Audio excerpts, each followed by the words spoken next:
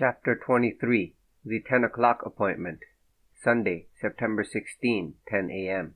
A final drizzle was falling the next morning when we rose, and the chill, the first forerunner of winter, was in the air. We had breakfast in the library at 8:30, and at 9 o'clock Vance's car, which had been ordered the night before, called for us. We rode down Fifth Avenue, now almost deserted in its thick blanket of yellow fog, and called for Markham at his apartment in West 12th Street. He was waiting for us in front of the house, and stepped quickly into the car with scarcely a word of greeting. From his anxious, preoccupied look I knew that he was depending a good deal on what Skill had to tell him. We had turned into West Broadway beneath the elevated tracks before any of us spoke. Then Markham voiced a doubt which was plainly an articulation of his troubled ruminations. "I'm wondering if, after all, this fellow Skill can have any important information to give us. His phone call was very strange, yet he spoke confidently enough regarding his knowledge. No dramatics, no request for immunity, just a plain, assured statement that he knew who murdered the Odell girl, and had decided to come clean." "It's certain he himself didn't strangle the lady," pronounced Vance. "My theory, as you know, is that he was hiding in the clothes press when the shady business was being enacted. And all along I've clung lovingly to the idea that he was au secret to the entire proceedings. The keyhole of that closet door is on a direct line with the end of the Davenport where the lady was strangled, and if a rival was operating at the time of his concealment, it's not unreasonable to assume that he peered forth, what? I questioned him on this point, you remember, and he didn't like it a bit. But in that case— Oh, I know. There are all kinds of erudite objections to my wild dream. Why didn't he give the alarm? Why didn't he tell us about it before? Why this and why that? I make no claim to omniscience, you know. I don't even pretend to have a logical explanation for the various traits d'union of my vagary. My theory is only sketched in, as it were. But I'm convinced, nevertheless, that the modus Tony knows who killed his bona roba and looted her apartment. But of the three persons who possibly could have got into the Odell apartment that night, namely Mannix, Cleaver, Lindquist, Skill evidently knows only one, Mannix. Yes, to be sure. And Mannix, it would seem, is the only one of the trio who knows Skill. An interesting point. Heath met us at the Franklin Street entrance to the Criminal Courts building. He, too, was anxious and subdued, and he shook hands with us in a detached manner devoid of his usual heartiness. "I've got Snitkin running the elevator," he said, after the briefest of salutations. "Burke's in the hall upstairs, and Emery is with him, waiting to be let into Swacker's office." We entered the deserted and almost silent building and rode up to the 4th floor. Markham unlocked his office door and we passed in. "Guilfoyle, the man who's tailing Skill," Heath explained, when we were seated, "is to report by phone to the Homicide Bureau as soon as the dude leaves his rooms." It was now 20 minutes to 10. 5 minutes later Swacker arrived. Taking his stenographic notebook, he stationed himself just inside of the swinging door of Markham's private sanctum, where he could hear all that was said without being seen. Markham lit a cigar, and Heath followed suit. Vance was already smoking placidly. He was the calmest person in the room, and lay back languorously in one of the great leather chairs as though immune to all cares and vicissitudes. But I could tell by the over-deliberate way he flickered his ashes into the receiver that he, too, was uneasy. 5 or 6 minutes passed in complete silence. Then the sergeant gave a grunt of annoyance. "No, sir," he said, as if completing some unspoken thought. "I can't get a slant on this business. The finding of that jewelry now, all nicely wrapped up, and then the dude offering to squeal. There's no sense to it."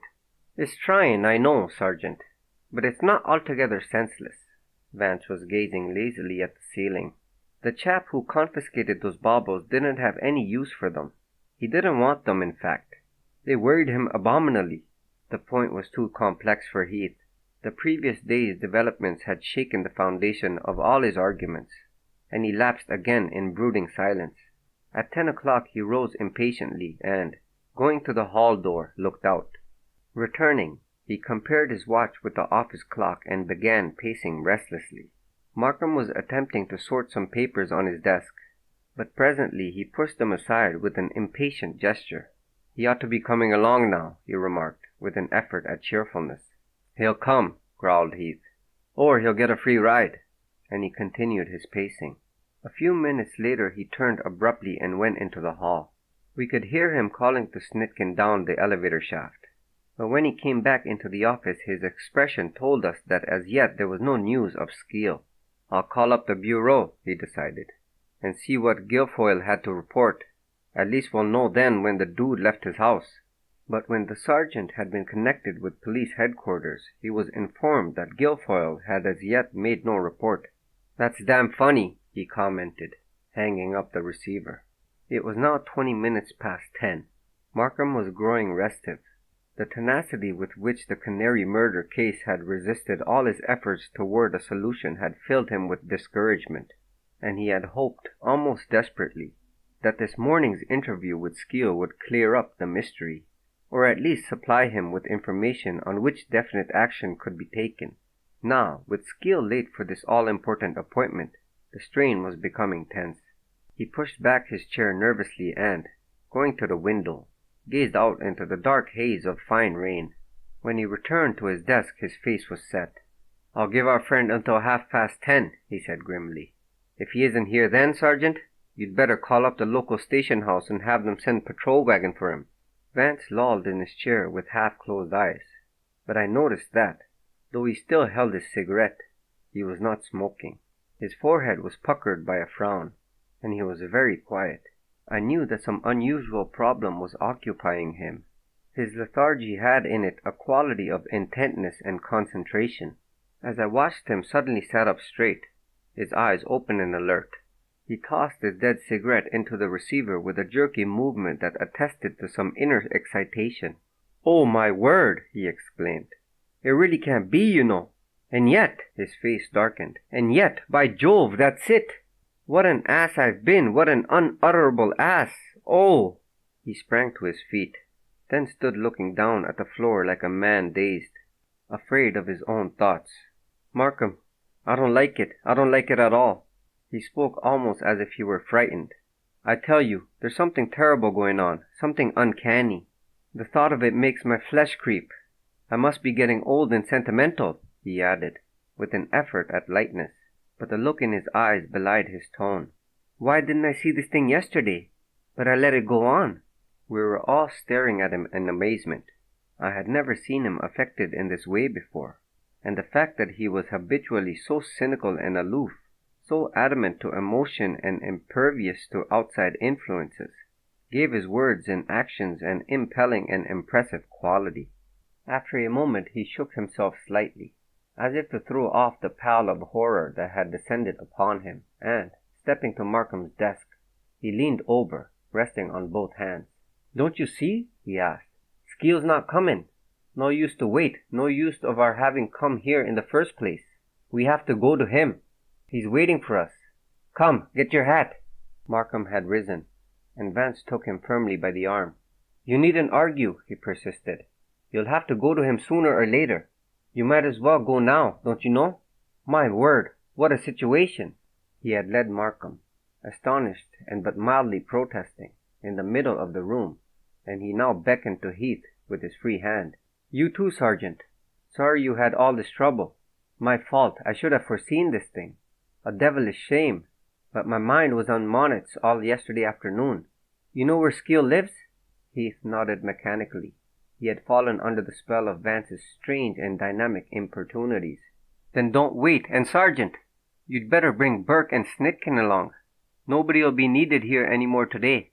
Heath looked inquiringly to Markham for counsel. His bewilderment had thrown him into a state of mute indecision. Markham nodded his approval of Vance's suggestion, and, without a word, slipped into his raincoat. After a few minutes later the four of us, accompanied by Snitkin, had entered Vance's car and were lurking uptown. Swacker had been sent home, the office had been locked up, and Burke and Emery had departed for the Homicide Bureau to await further instructions. Skeel lived in 35th Street, near the East River, in a dingy, but once pretentious, house which formerly had been the residence for some old family of the better class. It now had an air of dilapidation and decay. There was rubbish in the areaway, and a large sign announcing rooms for rent was posted in one of the ground floor windows. As we drew up before it, Heath sprang to the street and looked sharply about him. Presently he espied an unkempt man slouching in the doorway of a grocery store diagonally opposite, and beckoned to him. The man shambled over furtively. "It's all right, Guilfoyle," the sergeant told him. "We're paying the dude a social visit. What's the trouble? Why didn't you report?" Guilfoyle looked surprised. "I was told to phone in when he left the house, sir. But he ain't left yet. Mallory tailed him home last night round 10 o'clock, and I relieved Mallory at 9 this morning. The dude's still inside." "Of course he's still inside, Sergeant," said Vance, a bit impatiently. "Where's his room situated, Guilfoyle?" asked Heath. "Second floor at the back." "Right, we're going in. Stand by." "Look out for him," admonished Guilfoyle. "He's got a gat." Heath took the lead up the worn steps which led from the pavement to the little vestibule. Without ringing, he roughly grasped the doorknob and shook it. The door was unlocked, and we stepped into the stuffy lower hallway. A bedraggled woman of about 40, in a disreputable dressing gown, and with hair hanging in strings over her shoulders, emerged suddenly from a rear door and came toward us unsteadily. Her bleary eyes focused on us with menacing resentment. "Say," she burst out in a rasping voice, "what do yous mean by busting in like this on a respectable lady?" And she launched forth upon a stream of profane epithets. Heath, who was nearest her, placed his large hand over her face, and gave her a gentle but firm shove backward. "You keep out of this, Cleopatra," he advised her, and began to ascend the stairs. The second-floor hallway was dimly lighted by a small flickering gas jet, and at the rear we could distinguish the outlines of a single door set in the middle of the wall. "That'll be Mr. Skill's abode," observed Heath. He walked up to it and, drooping one hand in his right coat pocket, turned the knob. But the door was locked. He then knocked violently upon it, and placing his ear to the jamb, listened. Snitkin stood directly behind him, his hand also in his pocket. The rest of us remained a little in the rear. Heath had knocked the second time when Vance's voice spoke up from the semi-darkness. "I say, Sergeant, you're wasting time with all that formality." "I guess you're right," came the answer after a moment of what seemed unbearable silence. Heath bent down and looked at the lock. Then he took some instrument from his pocket and inserted it into the keyhole. "You're right," he repeated. "The key's gone." He stepped back and, balancing on his toes like a sprinter, sent his shoulders crashing against the panel directly over the knob. But the lock held. "Come on, Snitkin," he ordered. The two detectives hurled themselves against the door. At the third onslaught there was a splintering of wood and a tearing of the lock's bolt through the molding. The door swung drunkenly inward. The room was in almost complete darkness. We all hesitated on the threshold, while Snitkin crossed warily to one of the windows and sent the shade clattering up. The yellow-gray light filtered in, and the objects of the room at once took definite form. A large, old-fashioned bed projected from the wall on the right. "Look!" cried Snitkin, pointing, and something in his voice sent a shiver over me. We pressed forward. On the foot of the bed, at the side toward the door, sprawled the crumpled body of Skeel. Like the Canary, he had been strangled. His head hung back over the footboard, his face a hideous distortion. His arms were outstretched and one leg trailed over the edge of the mattress, resting on the floor. "Thuggy," murmured Vance. "Lindquist mentioned it. Curious." He'd stood staring fixedly at the body, his shoulders hunched. His normal ruddiness of complexion was gone, and he seemed like a man hypnotized. "Mother o' God!" he breathed, awe-stricken, and, with an involuntary motion, he crossed himself. Markham was shaken also. He set his jaw rigidly. "You're right, Vance."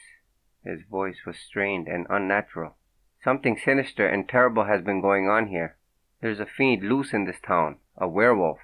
"I wouldn't say that, old man."